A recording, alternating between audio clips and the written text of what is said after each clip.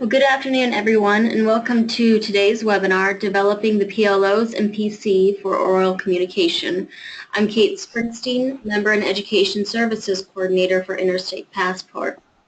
This webinar, along with all of our webinars in the series, is being recorded and will be made available at www.wichi.edu/passport/webinars by tomorrow, January 27th.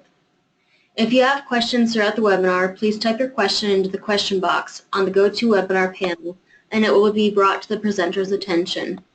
Following this webinar, I will be sending out an email with information on where to find the recording of this webinar, as well as a link to a survey, which we would very much appreciate if you would fill out.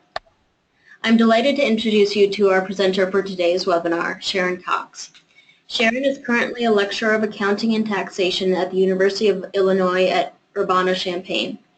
Prior to this, she was an assistant professor at University of Hawaii, West Oahu from 2008 to 2014, at University of New Mexico from 2007 to 2008, and at University of Hawaii, Manoa from 2001 to 2007. She holds a BBA in accounting from Pace University, an MBA in accounting from Pace University, and a PhD in accounting from the University of Kentucky. Welcome, Sharon. Thank you, Kate, for that nice introduction, and thank you for all of the participants. I'm excited to share what I have experienced through this program, and I hope you will also be able to get information that will be helpful to you. Specifically, what we're looking at is a brief overview of the goal and framework. I believe you have some knowledge on that given you're here at the webinar.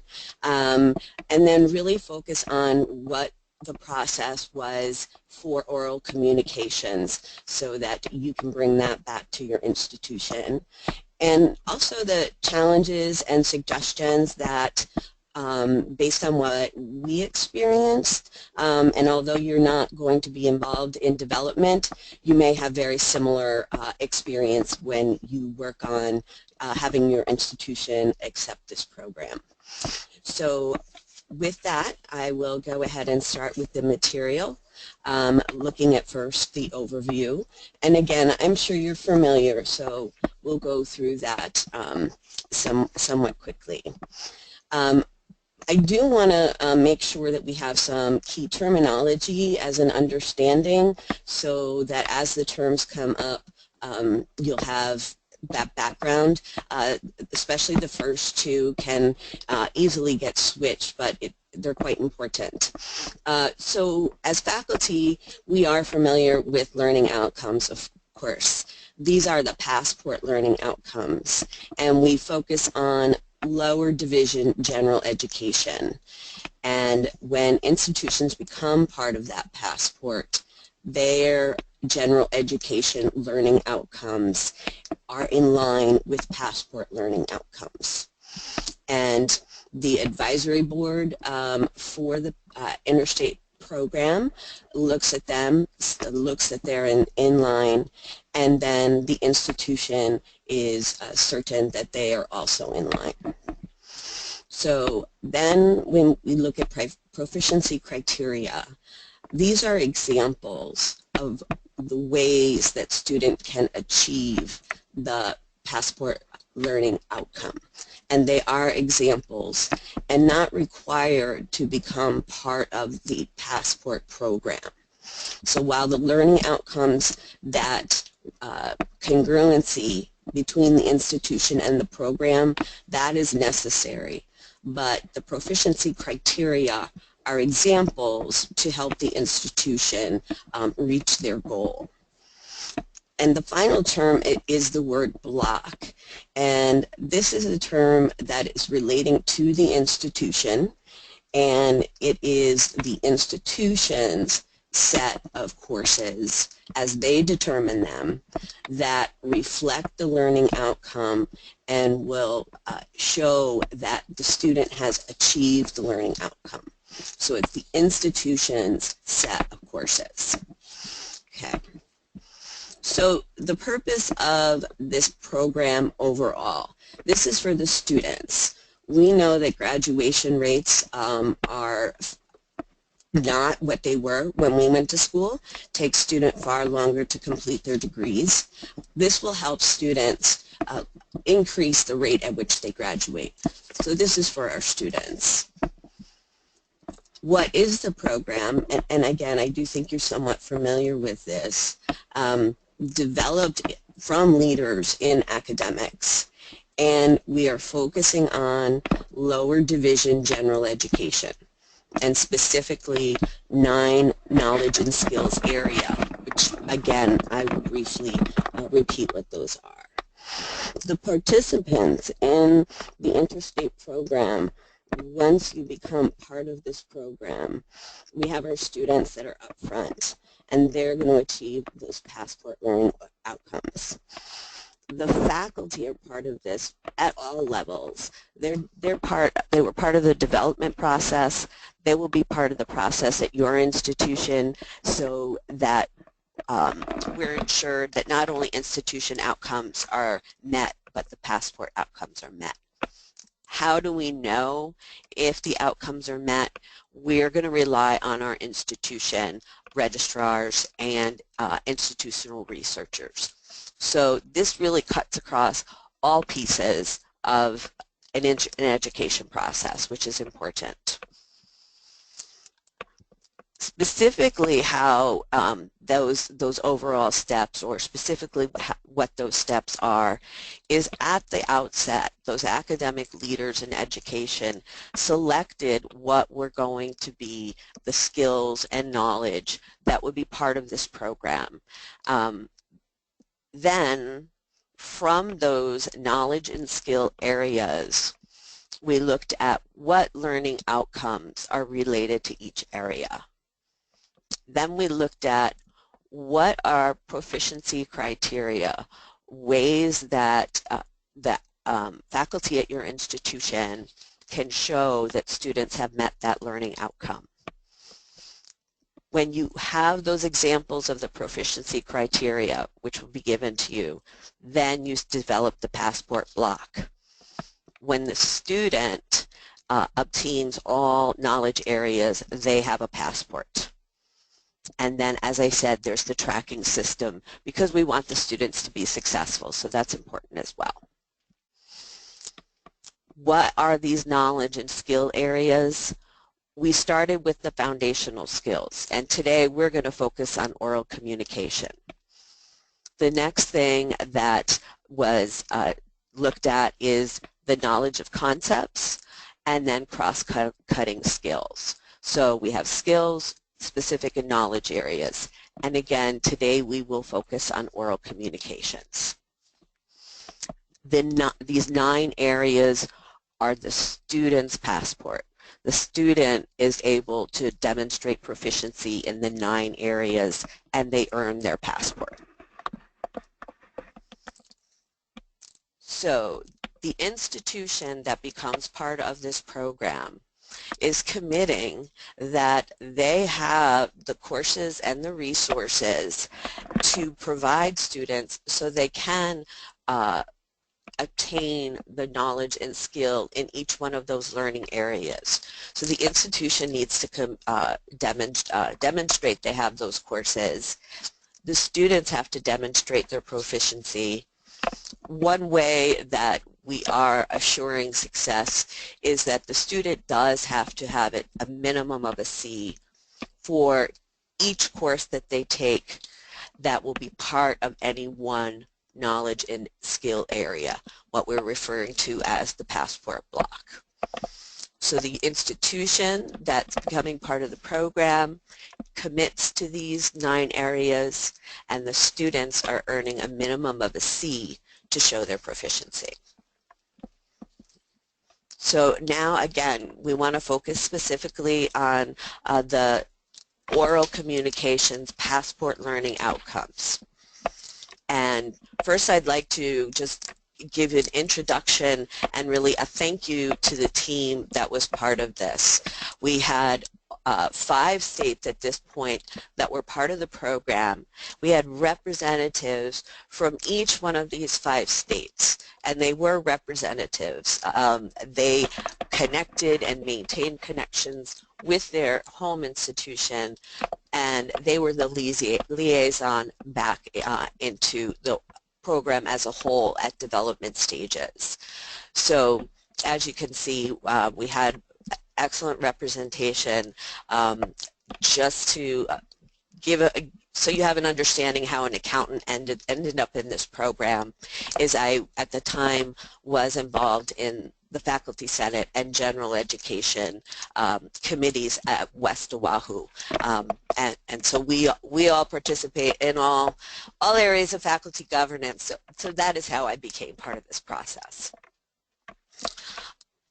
So how was this approached? What was the timeline? Each institution that wanted to be a part of this program looked at their own learning outcomes. And we started with the 3 foundational skills. So they looked at their own learning outcomes and what are the courses that seem to be related to those learning outcomes. Then we started really the development process with the faculty teams, with faculty members. And we met originally at a meeting in October of 2012. That meeting was very productive.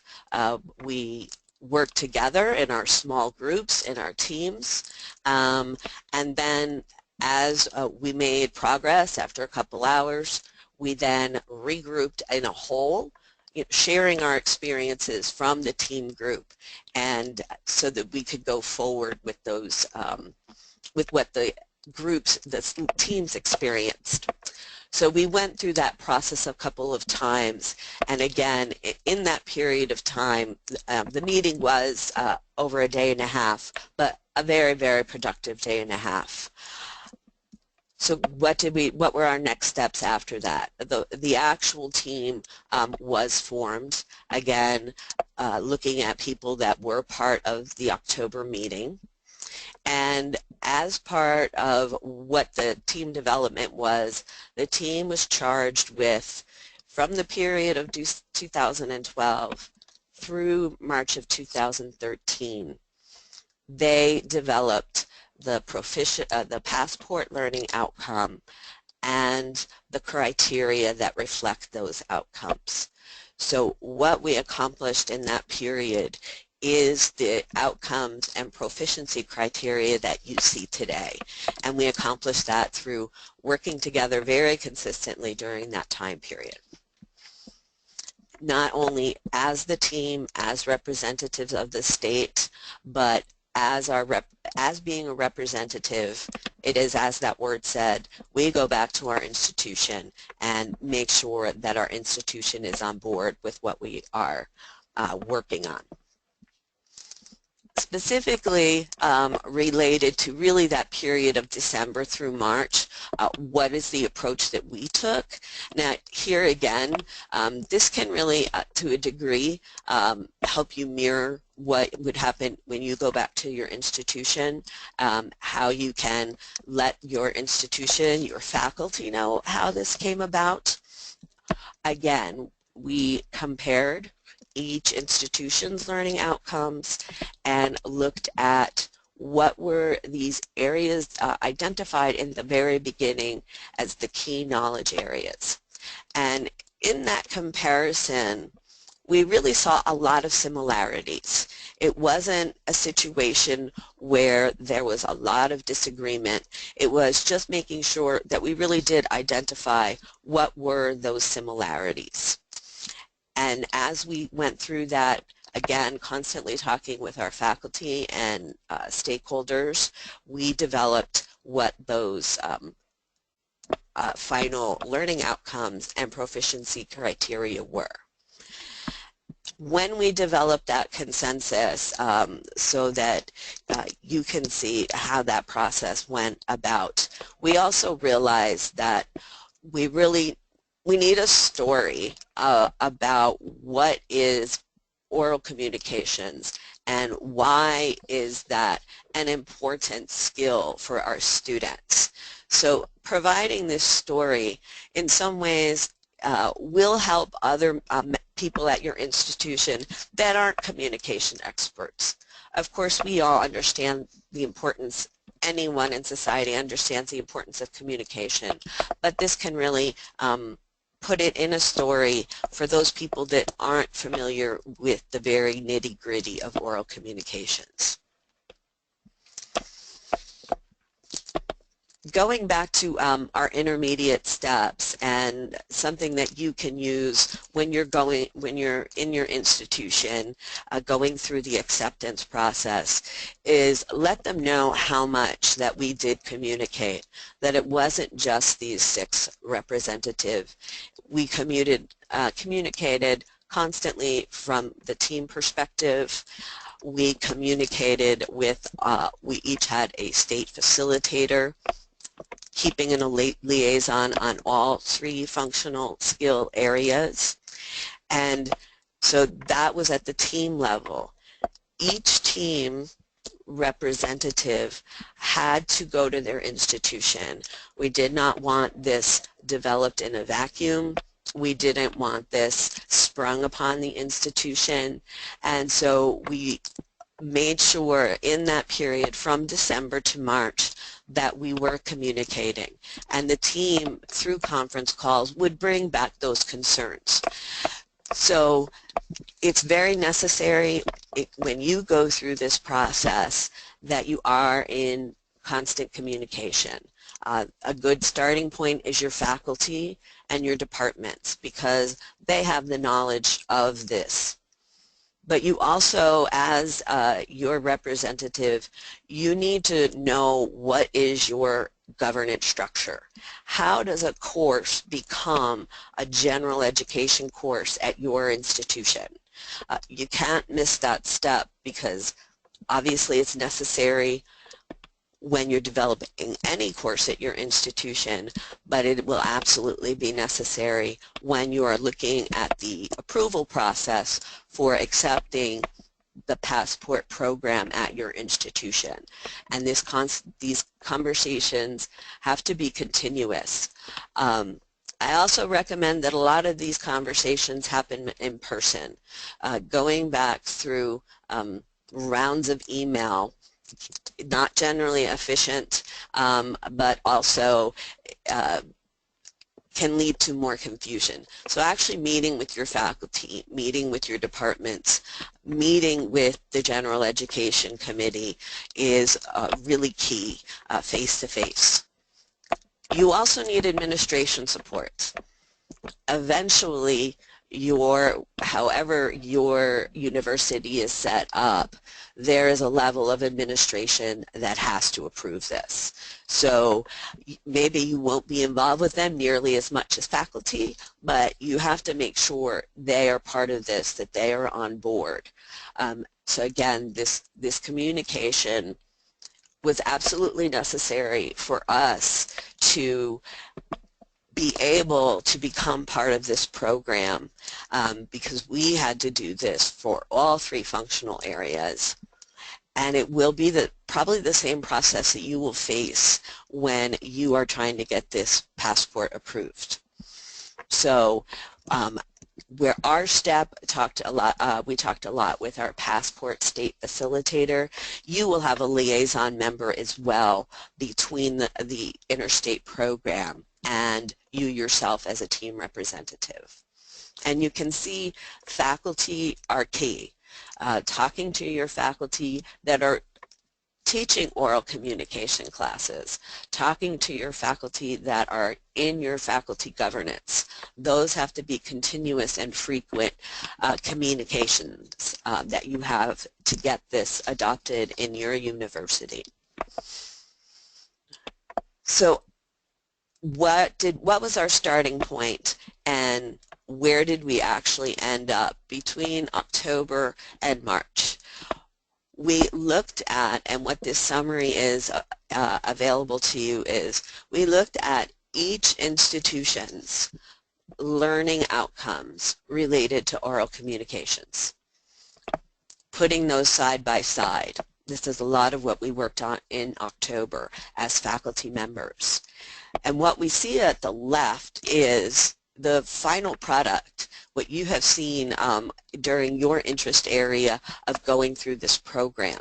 Those are the passport learning outcomes. They were negotiated through a faculty progress. And again, what we focused on is looking at those 5 institutions, and things ultimately were worded a little bit differently, but we all had the same spirit. And so it was working on getting that spirit into one set of learning outcomes that could be part of the Interstate program. So specifically what the passport learning outcomes are, what is the student going to work on in order to demonstrate their proficiency. We really all know this as teachers because we are orally communicating every day. So we know that we need to prepare. We know we need to know about the audience. We know that it isn't just a listing of information. We have to critically think about what we are presenting, and so that is all in the preparation for performance. So that is something we don't see in the room when the student is speaking, but we know they need to do that in advance. And then they actually have to do the speaking presentation. And what they need to demonstrate through that is essentially they did their preparation. They are providing information that is coherent and that is well organized. It is appropriate for whatever is really the purpose of that speech at that time. Again, well organized and providing appropriate content. When we teach, we look at our students and we have an idea whether they're engaged with us, are they thinking about what we are saying, does it look like they're looking but they might be a little confused. We want our students to be able to do that as well. Now again, it is important to understand that this is at the lower division level. Those students might be a little hesitant to look at their audience, but by having this learning outcome, we want to see that the students are engaging with the audience, and if they're making adjustments, repeating something when they see confusion in their audience. One thing we really didn't see in the 5 institutions, but as team members and when those teams went back to their institution, we really, the oral communication, the delivery does not happen in a vacuum. And we know as teachers, we want the person in the audience to be critically receiving that information. So we want to make sure that they are attentive and that overall they would be able to summarize what they've heard from their classmate. So the 3 are traditional to what we saw in the 5 institutions and likely your institution as well, but this also added a piece so that we think about who is actually listening to our presentations. So those were the learning outcomes that the faculty developed over that time period. From the learning outcomes, we developed proficiency criteria specific to oral communications. And I just want to emphasize again, that these criteria, I apologize, it doesn't seem to quite be what I expected. So if you have the handout, these proficiency criteria are examples. They are not mandates. They are examples of how students show their proficiency. These are things that, as talking as team members, from the feedback at the institutions, we said, okay, these are things that we are doing. We are not, as part of adopting this program, really doing much different than what we're doing already for our institution's learning outcomes. So these examples also provide some additional detail to each one of the learning outcomes. But again, I do want to emphasize that those proficiency criteria are examples and not have to be specifically adopted differently than the learning outcomes. When we developed those proficiency criteria, as a team, we brainstormed, we continued our communication process. We looked at the fact, as I said, that it wasn't much different than what our faculty was already doing. And that's where I would say you don't want to reinvent the wheel. We didn't reinvent the wheel. We looked at what we had and how that does reflect on the passport learning objective. And then, of course, we developed consensus amongst ourselves and amongst the institutions. So how these things fit together, how we have the criteria that are reflecting the passport learning outcomes. So I have each what we call crosswalk for each one of our learning outcomes. So for example, preparation for performance. These are example ways that we often use as faculty to ensure that our students are getting that skill. We look at what are the appropriate materials. We as experts look at, is the information accurate? And these are ways that we can help our faculty ensure that the student is earning that learning outcome. For delivery, we're making sure that what they deliver is their information. For example, what is number 4? That they really do understand it, and what they are presenting is their voice, not a repetition of what they read through while in the preparation process. In the delivery, we want them engaged with the audience as we have in number 6. So we, to the extent possible, not using a lot of notes. And again, I have the same thing here for the monitoring and adjusting and for being a critical receiver. As a specific example, as I did mention, for the delivery program, the passport learning outcome, examples of proficiency criteria. These are examples of proficiency criteria. Again, these are not mandates that your faculty have to be using these specific examples, okay? But they will see how their current assignments does really coincide with proficiency criteria. This will give them a comfort level through the adoption process that they will not be reinventing their wheel. They will not be reinventing their classes. So that leads to the next section that I want to talk about, which is what challenges you're likely to face and what are the next steps. So overall, we wanted to learn today about how specifically oral communication was developed. But I think it's also important to have an expectation of what you might see at your institution. You may have faculty members at your institution raising the question of, I don't know if another institution's faculty member is actually pushing their students to the point that they would be earning that passport in that functional oral communications area. So we really, that trust issue is likely to come about. We know as faculty members, when we introduce new ideas, we often see our colleagues coming up with reasons that they are having hesitations about. So again, one way they may express that is, can they really trust another institution to develop the skill as well as they do?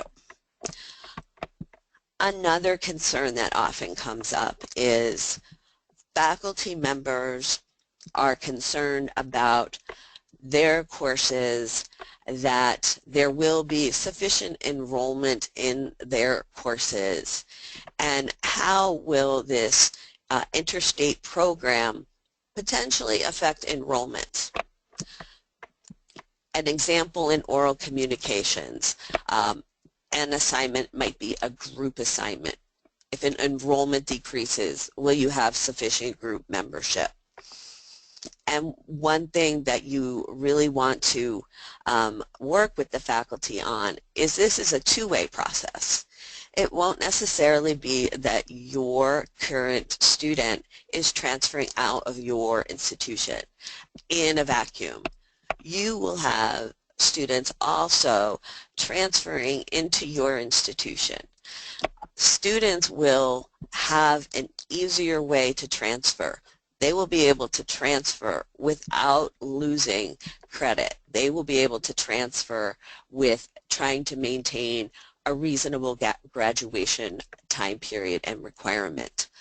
So as faculty concerns are expressed about enrollment, it is important to let them know that this really is a two-way process. It's not per se that they are losing students. They will also gain students.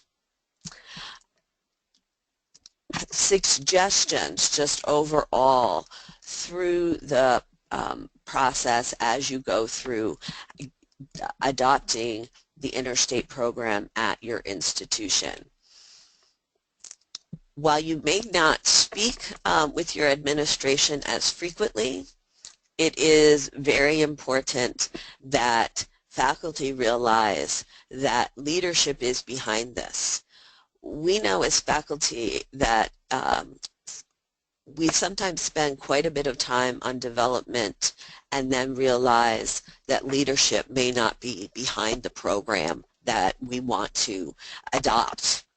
So knowing that your leadership is behind the program will also help to address faculty concerns that this may require additional work, and maybe it's your vice chancellor or your dean. We don't know that they're going to accept it. As you maintain that leadership support, you can ensure your faculty that they are behind it. When you are bringing this overall to your institution, you have to introduce the concept and at all levels. And again, these things happen simultaneously, not linearly. You'll be speaking to the faculty that are currently teaching those courses. You will be speaking to, again, the governance body that is involved in general education, and you will be speaking to administration. They need to be involved at the very start, and again, I really recommend that that is a face-to-face process. They have to feel like they are part of the process so that they understand and can support this interstate program. For the students, we all have had students come to us and ask, I took this course somewhere else. Do I really need to take it again? And that is a common frustration for students. Another way to maintain faculty support, gain their interest in this interstate program, is ask them what it is they're doing. Ask them for suggestions so that the entire department can work together, and see, they have the opportunity to see this might be a way to revise our work and that it will be to the student's advantage. So by again keeping that communication with faculty, that will really go a long way with the adoption process. And as I say, repeat. I've mentioned multiple times, A, it's not linear, and B, this can't happen just once. It has to happen throughout your adoption process based on however general education is approved at your institution. So in addition, I would like to kind of finish up giving you some idea what are the next steps for you to adopt this. As we said, as you know, the passport learning outcomes have been determined. Those passport learning outcomes at this time are not going to change. Doesn't mean they would never be revised. So we need to look at your work at your institution and see how does it align with the passport learning outcome. It is also important to make sure your faculty and administration understand that they are not changing the institution's oral communication skills learning outcomes.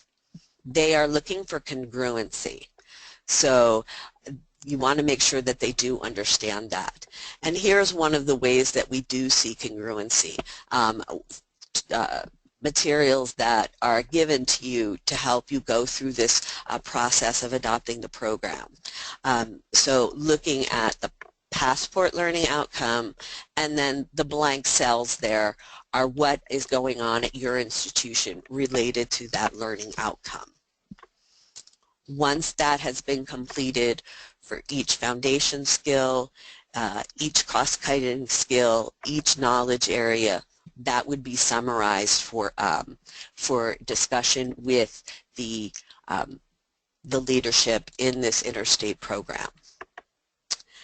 So that gives you an overview of the program itself and specifically how this particular passport learning outcome was developed and challenges that you may face. Again, although you won't be developing those outcomes, these are questions that will come up as you adopt the interstate program. And then finally, I'd like to provide some resources for you. We have a lot of information to help you understand not only the process that was gone through, but what are specific outcomes, and then how you take that next step. So those are excellent resources for you to continue studying the program and oral communications. And then I would like to let you know that we have had similar webinars about two of the other areas in the overall program.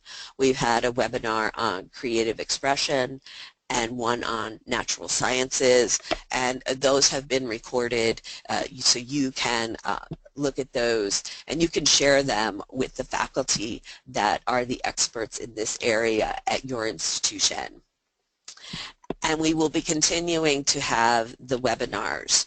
So we will have the cross-cutting skill of critical thinking. We have a webinar set up for the knowledge area of human cultures. So you will continue to get resources on these different 9 areas in the interstate program. And so at this point, I would like to give opportunity to, for you to ask any questions, anything related to the program as a whole and specifically the oral communications passport learning outcomes. Well, thanks, Sharon, so much for your presentation. I do have one question so far. If you have more questions, please type them into the questions panel in the GoToWebinar box, and I will bring it to Sharon's attention. For this question, I'm going to introduce Pat Shea, who's the principal investigator of Interstate Passport, and ask her to comment on this. The question is, does the C grade include a C- score or only the C level, noting some schools who only do whole grades? And thanks, Kate, for the question. And the answer is the grade must be a C. So it's demonstrating proficiency at the C level is what the board has determined to be necessary to show proficiency. Thanks, Pat.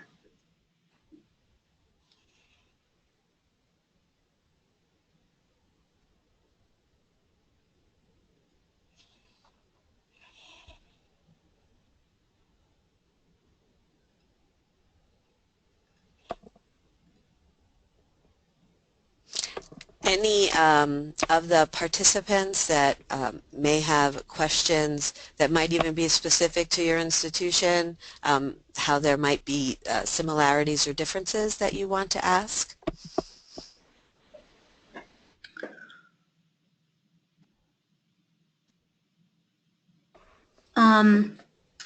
Sharon, I have another question here. It says, were personnel or resources from professional associations in communication studies consulted in the development of the PLOs? I'm thinking particularly of the National Communication Association. So in developing the PLOs, that began with the work in the conception and, if you will, the birth of the Interstate program as a whole. And when that program determined what the knowledge areas should be, and they determined knowledge areas from looking at resources that are from national associations and also their own research. From there, specifically as you asked as to how that goes when we developed the learning outcome for oral communications, in terms of what we used in resources, our primary resources were our institutions and our faculty experience, and we also really referenced quite a bit the essential learning outcomes that have been developed through the Liberal Education and America's Promise project. I do know that faculty back at institutions do have more familiarity with the communication bodies, certainly than I do as a business professor, and I do believe that they were looking at those materials when they were discussing this at the institution level.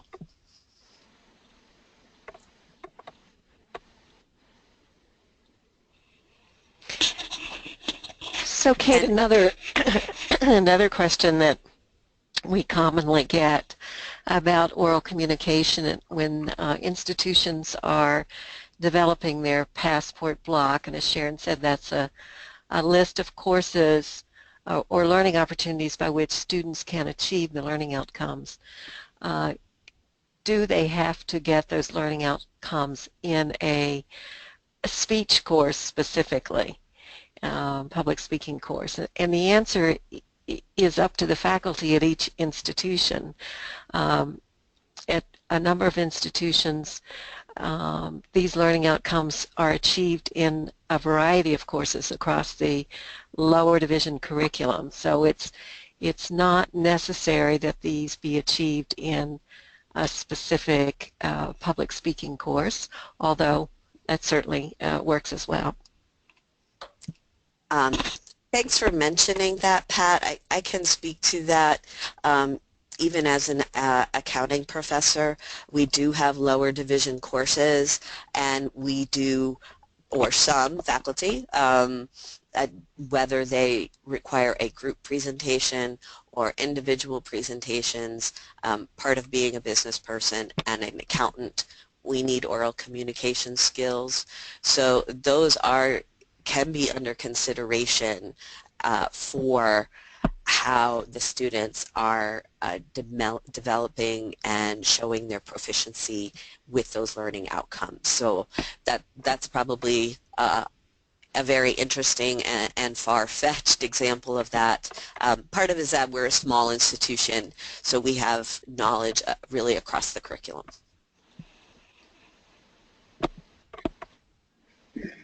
Another question is, some institutions in the WICHE Consortium do not have an explicit oral communication requirement designation within their GE curriculum. Where do you see institutions integrating oral communication in other parts of their curriculum? And Pat, I think that's something that you could help with better than I. Okay, well, I think that that different institutions are finding it in different places. Theater, for example, is a place. It could be in a science course where students do some group presentations or even single presentations about their work. It's sometimes in a written communications course where students are presenting part of their writing. So it really can be across the curriculum, or at least that's what we're seeing. I guess so. I think I can add on a little bit from the perspective of a faculty member. Again, faculty members will be concerned of how it will change their current environment, and they, as I said, they don't have to change institution learning outcomes. What they have to agree to is what courses in their current curriculum do reflect these learning outcomes. The advisory board as a whole will not say you don't have a speech course, you can't possibly be fulfilling the passport learning outcome. So it is possible for an institution without that learning outcome to still fulfill that functional area. Pat, is that a fair statement? That's a very fair statement, because it really is the faculty's role and responsibility to determine how their students achieve the learning outcomes. And so the proficiency criteria, as Sharon said earlier, those are just examples of assignments or ways in which faculty determine that a student has achieved a particular learning outcome, and other faculty, may have entirely different ways, and it'll certainly vary across the curriculum. So the idea behind presenting the proficiency criteria was just to give people some ideas about how robust that demonstration faculty were looking for in terms of proficiency. And that will come across as you develop the block, as you as an institution determine what courses reflect upon the passport learning outcome.